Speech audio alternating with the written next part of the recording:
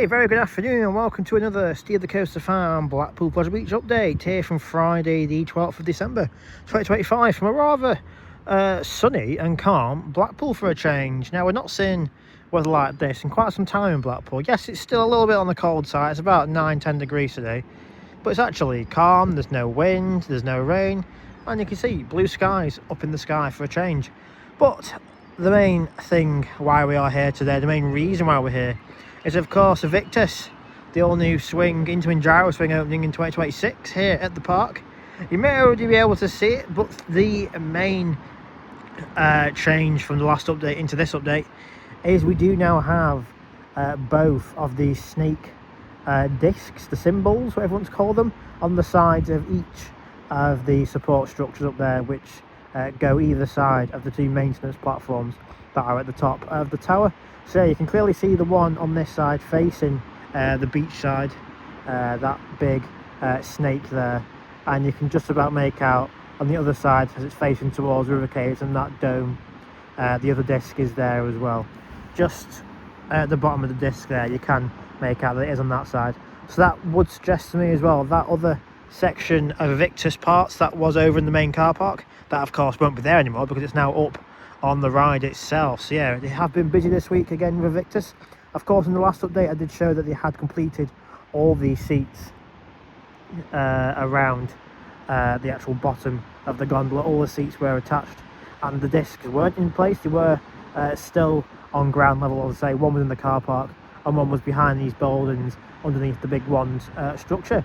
So yeah, not entirely sure what else they have been doing this week. I will venture on over into the tunnel shortly to have a quick peek through the gaps in the car park fence to see if they have done anything to say like the collapsing floor, or they have just been focusing their attentions on the two discs up at the top.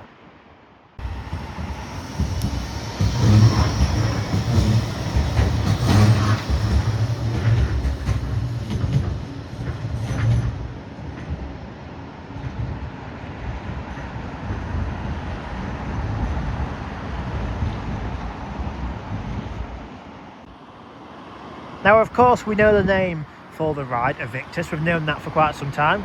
And now, of course, we know the theme of it, which is, of course, the snake. We saw the billboards go up inside the park earlier in the year. And, of course, there was marketing and trailers for the ride all online on Facebook and other platforms like that, YouTube.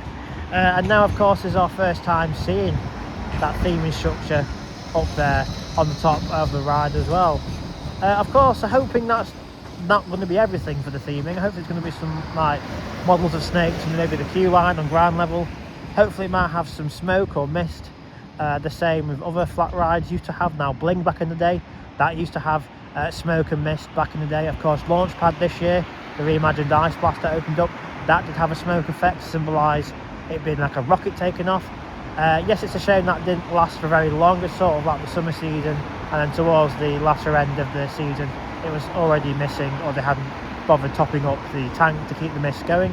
So yeah, hopefully they'll have some sort of like effects on the Evictus. Hopefully it has a good lighting package as well, because I do believe there's some of them around the world, like Australia, that has just opened up, and I think there's one in Leesburg as well that do have a good lighting package on them. So yeah, hopefully we'll have a good lighting package on Evictus, because Pleasure Beach do well with lighting packages at times. Now you have to look at, say, Icon, that has lights at the front, the sides. Of course, a big one has lights on the front and the back of the train, and other rides have lights on them. So yeah, hopefully Evictus will have some sort of lighting package for when the park is open in the dark. I know there's going to be quite a lot of that in 2026. So just a few more shots here out of Evictus with those completed discs up on the top sections with that snake. Of course, the big one here has dominated the park skyline since 1994, and of course the Blackpool skyline since then as well. Of course, we had a big one in 94, then Infusion changed the front of the skyline again in 2007 when it was took over from Southport to here. You can see there just peeking through the Vacoma SLC, and now of course next year we will have Evictus, which you can see there peeking through the big one structure and track. And of course, not to mention as well, over in 1997 we did have Launchpad, but obviously back in the day it was called PlayStation, and Ice Blast. That also changed the skyline for the park. You can just sort of make out there behind the big one's turnaround.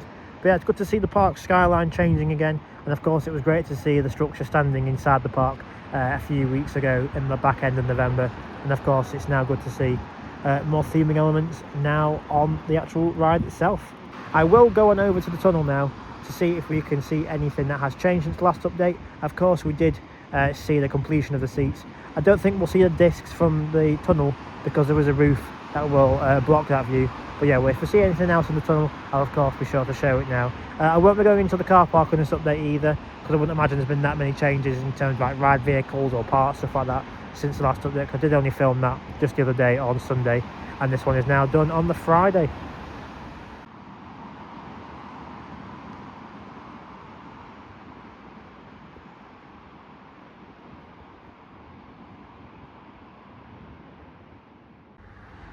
So yeah, we're now just having a sneaky peek through the fence line here from the Watson Road tunnel into the Evictus site. Of course, like I just mentioned on the promenade, the full snake discs are now up on the ride structure, and as predicted, you can't really see it from here because you do have that concrete wall up there protecting it and covering it as well.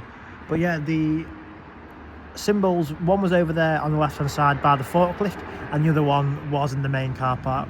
But like I say, of course, not there now because they are up on the ride itself. As for the actual bottom of the ride, there hasn't been an awful lot of changes happening with it. I mean, we still have the completion of the seats that was showed in the last update, and we still have what looks to be the start of that collapsing floor already there as well. In terms of anything else on site, not really anything noticeable has changed. As I say, I think the main attention this week was getting those two big giant snake discs up onto the ride itself, and hopefully in the next few weeks before they shut down for Christmas. I would imagine next week's going to be the last week before they actually close for Christmas. So yeah, hopefully they might start working on the floor, unless they're still waiting on parts for that to arrive. I'm not entirely sure, but yeah, not an awful lot to show this week with Evictus, I'm afraid, apart from those two giant discs on, and of course I'm just showing you the seats again like I did last week as well.